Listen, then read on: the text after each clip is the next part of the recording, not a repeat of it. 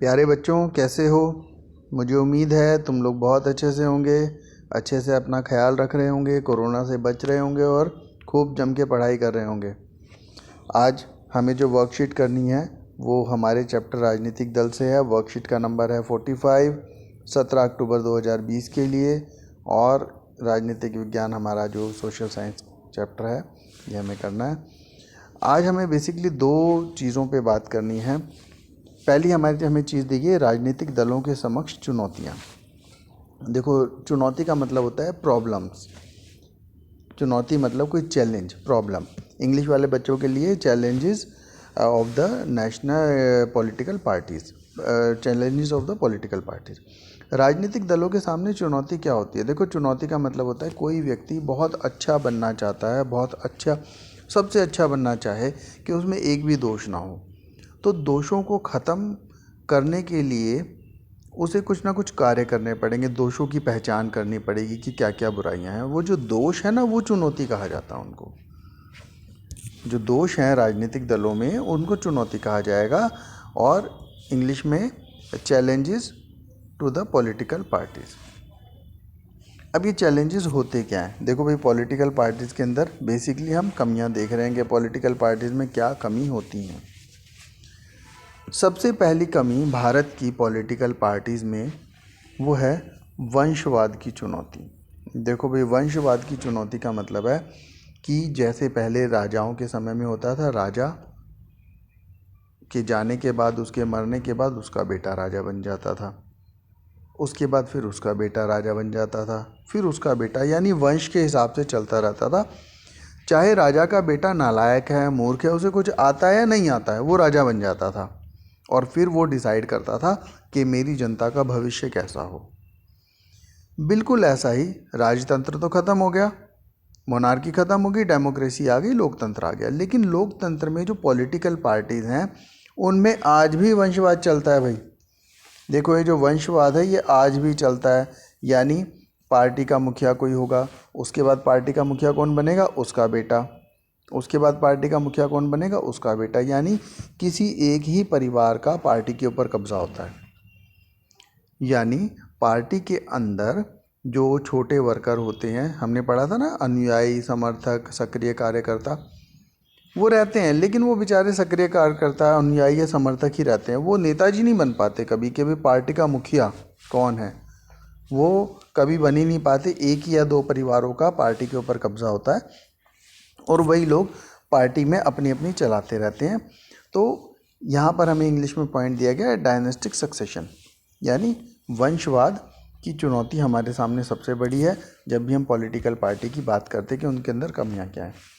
Second कमी हमें आती है पारदर्शिता का अभाव। देखो, सेकंड कमी हमें यहाँ देखिए, पारदर्शिता। देखो, पारदर्शिता का मतलब क्या होता है? साइंस में तुमने बहुत अच्छे से पढ़ा होगा कि आर पार नज़र आना, जो जैसा है वैसा ही नज़र आना, छिपा के कोई काम ना होना। जैसे तुम मोबाइल रिपेयर कराने जाते हो तो तुम्हें तसल्ली होगी कि मेरे सामने ही रिपेयर हो जाए। वो कहीं नहीं, मैं तो छिपा के रिपेयर करूँगा, तो भले ही वो ठीक करे बट तुम्हारे मन में डाउट रहेगा मेरा कोई ओरिजिनल पार्ट इसने निकाल लिया होगा। तो पारदर्शिता हम सबको बहुत अच्छी लगती है कि सामने नज़र आए हमारे लिए क्या हो रहा है। पॉलिटिकल पार्टीज़ में आज के दौर में पारदर्शिता का अभाव है, लैक ऑफ ट्रांसपेरेंसी बहुत ज़्यादा है। पॉलिटिकल पार्टीज़ के अंदर क्या चल रहा है वो बिल्कुल नहीं बताना चाहती। पार्टी किस बेस पे डिसीजन ले रही हैं, पार्टी के पास जो फंड आया है वो कैसे यूज़ कर रही हैं, पार्टी के अंदर डिसीजन मेकिंग का जो प्रोसेस है वो किस तरह से लिया जा रहा है। पारदर्शिता का अभाव है पॉलिटिकल पार्टीज़ में। जो वंशवाद जो चला रहे हैं, एक परिवार दो परिवार, वो लोग अपनी चलाते रहते हैं, वर्कर्स को कुछ नहीं पता होता, जनता तो बहुत दूर की बात है। तो पॉलिटिकल पार्टीज़ में पारदर्शिता का अभाव है। थर्ड पॉइंट हमारे पास आता है आंतरिक लोकतंत्र का अभाव, लैक ऑफ इंटरनल डेमोक्रेसी। देखो भाई, हमारा देश भारत है, भारत में लोकतंत्र है, लोकतंत्र में पॉलिटिकल पार्टीज़ है, राजनीतिक दल है, लेकिन राजनीतिक दलों के अंदर लोकतंत्र नहीं है। इसका मतलब क्या हुआ कि राजनीतिक दलों का जो नेता होता है, एक या दो नेता होते हैं, वो राजनीतिक दलों के अंदर अपनी तानाशाही चलाते हैं। वो राजनीतिक दल तो क्या है, भारत में लोकतंत्र का हिस्सा है, लेकिन राजनीतिक दल के अंदर लोकतंत्र नहीं है। पार्टी में किसकी चलेगी? नेताजी की चलेगी। तुम कोई भी पार्टी देख लो आसपास, अब मैं नाम लेके नहीं बताना चाहता, अपने आसपास कोई भी पार्टी देख लो, एक या दो नेता होते हैं बस, उन्हीं नेताओं की चलती है, उन नेताओं के नाम से वो पार्टियों के नाम होते हैं कि हाँ ये नेता है तो ये पार्टी है, और ये नेता नहीं है तो ये पार्टी ही नहीं है। तो पार्टी के अंदर आंतरिक लोकतंत्र का अभाव है। पार्टी के अंदर भी तो यही होना चाहिए ना कि वर्कर मिलके डिसाइड करें नेताजी कौन हो, वर्कर मिलके डिसाइड करें कि हमारे इलाके से कौन चुनाव लड़ेगा। रानी बाग का एरिया है जहाँ तुम रहती हो, यहाँ के वर्कर मिलके डिसाइड करके रानी बाग कोई भी पार्टी है उस पार्टी के वर्कर मिलके डिसाइड करके रानी बाग में हमारी पार्टी से कौन लड़ेगा। बट वो वर्कर डिसाइड करेंगे तो डेमोक्रेसी हो जाएगी, जबकि पार्टी के अंदर लोकतंत्र तो होता ही नहीं है ना, तानाशाही होती है। तो नेताजी डिसाइड करते हैं कि भाई हाँ मुझे कौन प्यारा है तो रानी बाग से वो चुनाव लड़ेगा, या कोई भी पार्टी हो। तो पार्टियों के अंदर आंतरिक लोकतंत्र का अभाव होता है, इंटरनल डेमोक्रेसी होती ही नहीं है। थर्ड आता है विकल्पहीनता। विकल्पहीनता को देखो इंग्लिश में दिया हुआ है ऑप्शन लेसनेस दिया होगा कहीं पे, देखो लैक ऑफ मीनिंगफुल चॉइस। देखो मीनिंगफुल चॉइस का मतलब है कि राजनीतिक दलों के अंदर भी विकल्प ना लगभग ख़त्म है। विकल्प कैसे ख़त्म है? मुद्दों के विकल्प ख़त्म है। उन्होंने अपने आप को ऐसे ढाल लिया है कि हमें तो इसी मुद्दे को समर्थन करना है, इसी विचारधारा को आंख मूंद के समर्थन करना है। पार्टी के अंदर नेताओं के विकल्प नहीं है। पार्टियां जो कर रही हैं वो अपने आप को बदलना चाहें तो उनके पास विकल्प आज की डेट में अवेलेबल, मीनिंगफुल ऑप्शंस अवेलेबल ही नहीं है। और फिफ्थ पॉइंट, जो बच्चे यूपी बिहार से आते हैं उन्होंने बहुत अच्छे से गौर किया होगा कि पार्टी के अंदर गुंडा एलिमेंट शामिल हो जाते हैं, आपराधिक तत्व। पार्टियां भी चाहती हैं कि चलो ये वहाँ पर दबंग आदमी है, इसकी वहाँ पे चलती है, गुंडागर्दी ये करता है, इसको हम टिकट दे देते हैं, ये वहाँ से लोगों को डरा धमका के टिकट ले लेगा, वोट ले लेगा और जीत जाएगा। हर पार्टी के अंदर, भारत की हर पार्टी के अंदर तुम्हें अपराधी मिल जाएंगे भाई। और पार्टियां जाने क्यों उन अपराधियों को शामिल कर लेती हैं और वो अपराधी चुनाव लड़ते हैं और चुनाव जीत भी जाते हैं। जो बच्चे यूपी बिहार से बिलोंग करते हैं उन्हें खूब अच्छे से पता होगा कि वहाँ तो बहुत ज़्यादा होता है। हर पार्टी के अंदर गुंडों को भर्ती करने की होड़ लगी रहती है कि कौन कितना बड़ा गुंडा उसी को टिकट दे दें। और मूवीज़ में तो तुमने खूब देखा ही है कि जो नेता होते हैं, जो गुंडे होते हैं, वो इलेक्शन लड़के नेता बन जाते हैं। तो बेसिकली राजनीतिक दलों की हमने 5 चुनौतियों को पढ़ा यहाँ पर। पहला वंशवाद की चुनौती, दूसरा पारदर्शिता का अभाव, तीसरा आंतरिक लोकतंत्र की कमी, चौथा विकल्पहीनता, और पांचवा आपराधिक तत्वों की घुसपैठ, कि पार्टियों के अंदर आपराधिक तत्व कैसे आ जाते हैं। अब ये कमियां तो हमने डिस्कस कर ली, बट कमियां डिस्कस करने के बाद हम छोड़ते थोड़ी हैं। डॉक्टर के पास जाओ, वो टेस्ट कर लेता है, हाँ भाई ये कमी है, ये कमी है, उसके बाद वो दवाई भी तो देता है कि सुधार कैसे होगा। तो अब हमें सुधार की बात करनी है कि अभी सुधार कैसे होगा पॉलिटिकल पार्टीज़ में। अगर हमें सुधार लाना है, तुम बच्चे बड़े हो रहे हो, 1-2 साल बाद, 3 साल बाद तुम्हें वोट डालने का अधिकार मिल जाएगा, हो सकता है कोई किसी पार्टी का मेंबर भी बन जाए, तो तुम्हें बातें पता होनी चाहिए कि कमियां क्या है और तुम उनको कैसे सुधार कर सकते हो। या कोई नेता तुमसे वोट मांगने आए, तुम कह सकते हो तुम्हारे अंदर ये कमी है भैया, ये सुधार करो तब वोट देंगे हम तुम्हें। पहला सुधार हमें दिया गया है, दल बदल कानून को सख्त किया जाए। भाई एक है ना एंटी डिफेक्शन लॉ बना हुआ है, लेकिन उसको सख्ती से लागू नहीं किया जा रहा है। लोग क्या करते हैं, पार्टियां बदल लेते हैं, एक पार्टी जीतने के बाद एक पार्टी छोड़ी, दूसरी पार्टी में शामिल हो गए। ये सबसे बुरी बात है आज के दौर में। अब आप जिस पार्टी की विचारधारा से जुड़े, तो आप सोच समझ के जुड़े होंगे ना। अब आप एक पार्टी के नेता हो, आप चेंज करके दूसरी पार्टी में पहुंच गए। कई बार तो सरकारें टूट जाती हैं, गिर जाती हैं, लोग पार्टी बदल लेते हैं, नेता। सेकंड, जो हमारा 5th पॉइंट से जुड़ा हुआ है, आपराधिक प्रवृत्ति के लोगों पर रोक लगे। भाई पार्टियों के अंदर गुंडे नहीं होने चाहिए, क्योंकि लोकतंत्र में सबसे ऊपर कौन होता है? ना कोई सरकार होती है, ना कोई कोर्ट होती है, ना कोई पार्लियामेंट होती है, सबसे ऊपर होती है जनता। लोकतंत्र की एक खास बात समझ लो, सबसे ऊपर कौन? जनता। अब गुंडे क्या करते? गुंडे कहते हैं हम जनता से भी ऊपर हैं। तो जब गुंडे लोकतंत्र में रहेंगे तो लोकतंत्र का तो पूरा का पूरा पर्पज़ ही डिफीट हो गया भाई। तो इसीलिए लोकतंत्र में आपराधिक प्रवृत्ति वाले लोगों के ऊपर रोक लगे कि किसी ने छोटा सा भी अपराध किया है तो वो पूरी ज़िंदगी इलेक्शन ना लड़ पाए। जिसके भी आपराधिक बैकग्राउंड है उसे तो जेल के पीछे होना चाहिए, वो पार्लियामेंट में ना जाए चुनाव लड़के।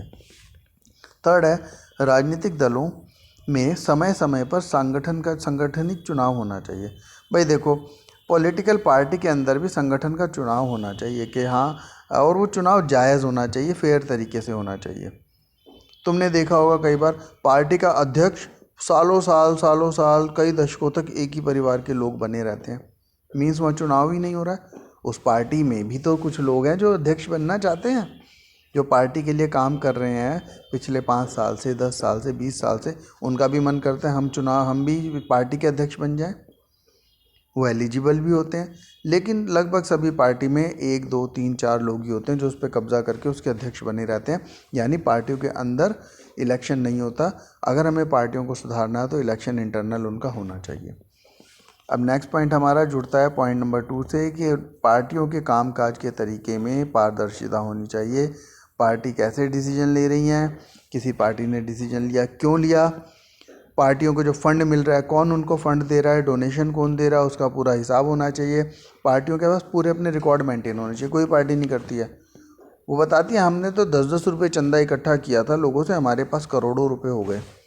जबकि अगर हमें पार्टियों को सुधारना है, अपने देश को अच्छा बनाना है, तो हर पार्टी की ये जिम्मेदारी होनी चाहिए, वो बताए कि मेरे पास इतना पैसा कहाँ से आया, जो करोड़ों रुपए आए हैं वो कहाँ से आए हैं। इसका फ़ायदा बताता हूँ तुम्हें।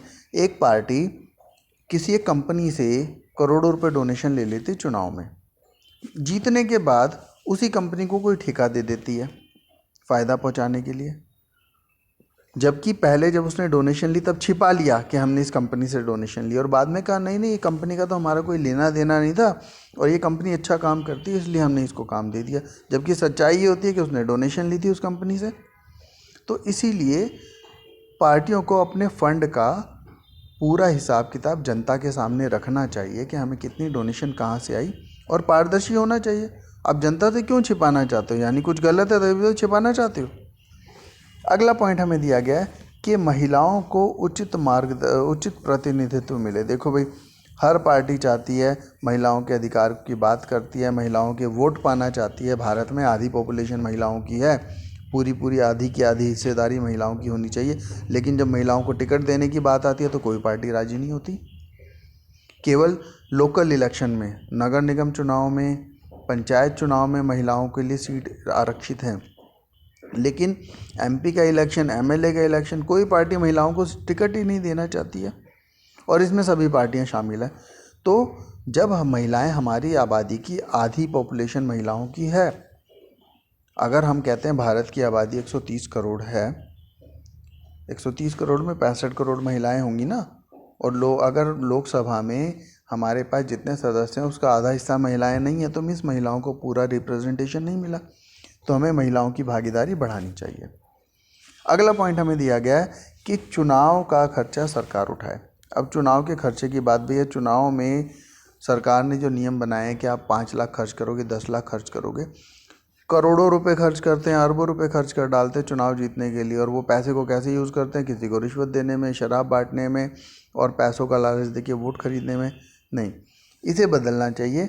चुनाव का खर्चा सरकार उठाए, यानी चुनाव की जो सामग्री है वो सरकार पार्टियों को दे, और विज्ञापन वगैरह का भी सब खर्चा सरकार उठाए। सरकार जब सबका खर्चा उठाएगी तो वो खर्चा कंट्रोल्ड रहेगा, वो करोड़ों अरबों में नहीं जाएगा, और कोई भी पार्टी मिसयूज़ नहीं कर पाएगी, लोगों को रिश्वत नहीं दे पाएगी। तो आज की वर्कशीट में हमारे पास 2 मेन मुद्दे रहे हैं। इंग्लिश में बेटा बच्चों ने अच्छे से समझ लिया होगा, फिर भी मैं पॉइंट्स को रिपीट कर देता हूँ। Suggestion for the reform in the political parties, making anti defection law more strict. जो नेता होते हैं वो दल बदल लेते हैं, अपनी पार्टी चेंज कर लेते हैं, वो बिल्कुल भी अलाउड नहीं होना चाहिए। Reducing the influence of money and muscle power, election में पैसे देके, घूसखोरी करके या मसल पावर से चुनावों को नहीं जीता जाना चाहिए। Election in the internal organisation of political parties, यानी पार्टी के अंदर चुनाव हो कि उसका पार्टी का अध्यक्ष कौन बनेगा वो पार्टी के अंदर चुनाव से बनना चाहिए। ऐसा नहीं मनमर्जी से एक ही 2 व्यक्ति चलते जा रहे हैं। More ticket should be given to women, महिलाओं को टिकट दी जानी चाहिए ताकि महिलाएं भी चुनाव जीते, पार्लियामेंट में जाके बैठे, हमारे लिए कानून बनाए। स्टेट फंडिंग ऑफ इलेक्शंस, यानी सरकार चुनाव का खर्चा उठाए। और लास्ट है transparency in the internal working of the political parties, means political party जो काम कर रही हैं, जो डोनेशन ले रही हैं, वो सब पब्लिक डोमेन में जनता के सामने होना चाहिए। अब हमें पहला प्रश्न दिया गया है, अपराधीकरण भारतीय राजनीति के समक्ष एक चुनौती है, क्या आप इस कथन से सहमत हैं? अपने पक्ष में उत्तर दीजिए, आप पक्ष में तर्क दीजिए। भाई अपराधीकरण भारतीय राजनीति के समक्ष एक चुनौती है, पॉइंट नंबर 5 में हमने यहाँ पर बहुत अच्छे से अभी ये पढ़ा था कि अपराधीकरण होने से भारतीय राजनीति को क्या नुकसान होता है। लोग खुल के वोट नहीं डाल पाते हैं, लोगों को डराते धमकाते हैं ये जो अपराधी होते हैं, और लोग अपनी मर्जी से लोगों को डराते हैं, अगर तुमने वोट इसको नहीं डाला गोली मार देंगे, अगर तुमने इसको नहीं जिताया तो हम ये कर देंगे। गाँवों के अंदर तो लोगों को डरा धमका के वोट डलवाए, बूथ कैप्चरिंग कर ली जाती है कि तुम जाओ, तुम्हारा वोट हमने डलवा दिया, जाओ भैया यहाँ आने की ज़रूरत नहीं है, दोबारा मत आना, तुम्हारे नाम का वोट हमने डाल दिया, और वो बेचारे अपराधियों से डर के लोग अपने घर चले जाते हैं। तो अपराधीकरण भारतीय राजनीति के समक्ष एक बहुत बड़ी चुनौती है, क्योंकि अपराधी लोगों को डराते हैं और लोग अपराधियों के डर की वजह से लोग खुलकर वोट नहीं दे पाते, अपनी चॉइस को ठीक से नहीं बता पाते। अगला बेटा हमारे पास प्रश्न है, भारतीय राजनीतिक दलों के समक्ष कौन कौन सी चुनौतियां हैं? तो ये 5 चुनौतियां हमने भारतीय राजनीतिक दलों के समक्ष पढ़ी हैं, ये तुम्हारा आंसर बन जाएगा। और थर्ड प्रश्न है, भारतीय राजनीतिक दलों में सुधार के लिए उपाय बताइए। नीचे 6 उपाय हमें सुधार के लिए दिए गए हैं और ये 6 के 6 उपाय हम लिख देंगे। इंग्लिश वाले और हिंदी वाले सभी बच्चों के लिए सेम क्वेश्चंस हैं और सेम कंटेंट है और आंसर्स भी सेम रहेंगे। आंसर्स लिखते वक्त पहले वर्कशीट को समझना, अपने माइंड को अप्लाई करना और फिर अच्छे से वर्कशीट को सुंदर तरीके से करके बहुत नीट एंड क्लीन हैंडराइटिंग में तुमने करना है। यहाँ पर 5 नंबर का एक क्वेश्चन आता ही आता है बोर्ड में। अगर ये वर्कशीट तुमने आज अच्छे से कर ली है, या तो राजनीतिक दलों के समक्ष चुनौती का प्रश्न आएगा या फिर प्रश्न आएगा राजनीतिक दलों में सुधार कैसे किया जाए। तो इन दोनों प्रश्नों को अच्छे से कर लोगे, बहुत अच्छे से याद कर लोगे और फ्लो चार्ट भी बना लेना भाई, बहुत अच्छे फ्लो चार्ट ये दिए गए हैं, करके सुंदर हैंडराइटिंग में मुझे भेजना है। किसी भी बच्चे को थोड़ी सी भी दिक्कत हो, कहीं भी छोटा सा भी डाउट हो तो मुझे मैसेज करो, तुम्हारा वो डाउट बिल्कुल दूर होगा। डाउट लेके आगे नहीं चलना है कि हमारे मन में शंका है, बाद में सोचेंगे, बाद में देखेंगे, बिल्कुल नहीं करना है। और जब भी तुम इस वीडियो को देखोगे, कमेंट में अपना नाम, रोल नंबर, क्लास वहाँ पर डाल देना, ताकि मैं वहाँ से ये पहचान कर सकूँ इस बच्चे ने वीडियो देख लिया है, वर्कशीट कर ली है। और मुझे वर्कशीट तुम मेरे पर्सनल नंबर पे भेजना भाई, ग्रुप में मत भेजना, ग्रुप में बहुत ढेर लग जाता है, मैं पहचान भी नहीं पाता किसकी वर्कशीट है। वर्कशीट के ऊपर अपना सुंदर सा नाम लिख के, क्लास और रोल नंबर लिख के मुझे भेजनी है। और एक बार में समझना है, दोबारा देखना, 3 बार देख लेना, बट वीडियो को अच्छे से तुमने समझना है। ओके बेटा, थैंक यू।